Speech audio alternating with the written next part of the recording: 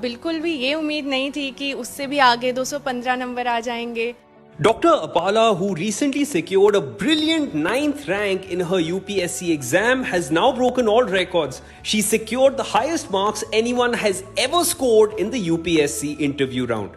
जो पहला सवाल था इंटरव्यू रूम में घुसते ही, वो सबसे पहला सवाल था कि ये जो अपाला नाम है इसका क्या मतलब है। अपाला जो है वो ऋग्वेदिक पीरियड में एक बहुत ही प्रोमिनेंट फीमेल फिगर हम कह सकते हैं, जिन्होंने हमारी ऋग्वेदिक रचनाओं में बहुत सारे कंट्रीब्यूशंस किए हैं और खुद वो एक फीमेल ऋषि थी उस टाइम की।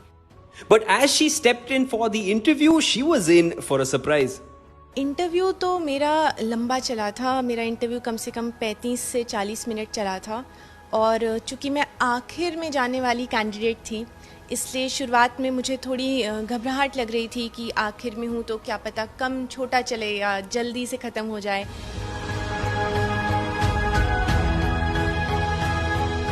इंटरव्यू की तैयारी तो मेरी काफ़ी ज़्यादा थी और जब इंटरव्यू दिया तो भी मुझे अच्छा लगा था।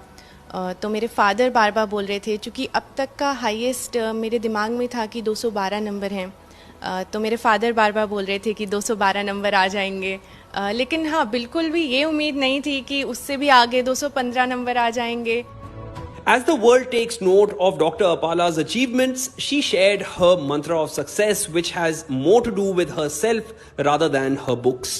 मुझे लगता है सेल्फ कॉन्फिडेंस बहुत ज़्यादा ज़रूरी है इस एग्ज़ाम में, भले ही कोई भी स्टेज हो, प्रीलिम्स, मेंस या interview.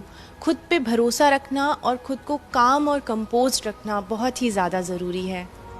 Apala wants to make a better policy abroad and serve the country at the global level. When I think of you, I think of my country too. And when I salute you, I salute my country too.